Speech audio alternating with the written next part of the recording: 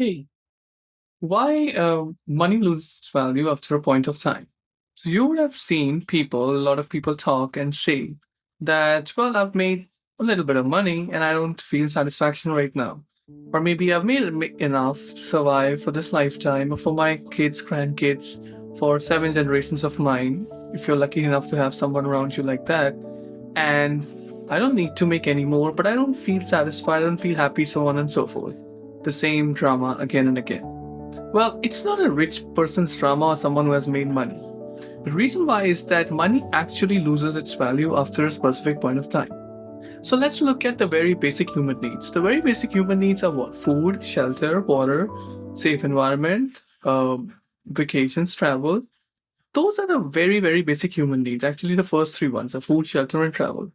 After you've secured the very basic needs, referencing to Maslow's need of hierarchy, you go for other things like, well, let's buy a car, let's buy a nice house, let's buy another house, well, let's buy another car, let's book a vacation. Well, you do that too. What's next? Well, let's buy a house in another country, which is rare for a lot of people. Like, only a very few handful of people are going to be able to do that. So they do that. But after that, what? Well, you're still making money and you still have the money that you've saved, which is now even making you more money. And the more money is also making you more money. So now what else are you supposed to do? And well, you're like, well, I don't know because I never planned to begin with. And this is exactly where a very important paradox starts. It's because this is the point where money starts to lose its value for you. And you don't care whether you make an extra 10k or extra 100k or extra million in a year because anyway, these are just numbers that you're not going to use anyway in the long term or short term, which is just going to keep compounding and compounding and compounding. So, what does this actually mean? This actually means that you don't need a lot of money. Well, we all need money, obviously, but you don't need a lot of money, like in billions or trillions, to be happy or to be satisfied or to make sure that our very basic needs are really met well and we are having a really comfortable, beautiful life. Why is that? It's because of a very simple reason. Our very primitive brains haven't changed much ever since the inception of humanity or the beginning of time.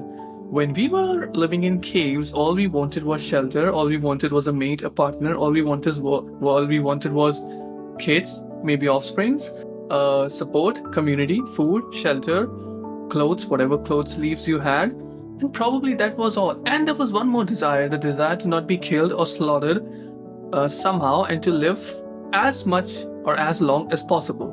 Well, in modern society, if you look to get all of those prerequisites, it's pretty easy. You can get a partner, not that easily, like it's the toughest of the list. You can get shelter, you can get a good job, or maybe a business, enough money to survive. If not, then your government is going to do that because most countries are anyway socialist governments. The government supports the people a lot, and you don't have the chances of dying really soon. Well, that's the norm probably in most countries. It's good. And so you are basically safe, and your brain is like, well, what am I supposed to do now? Because most of the things that I've wanted or I'm designed to look after or chase are mine now. So what am I supposed to do? And this is a very big reason why money loses its value over time and really quickly. Thank you.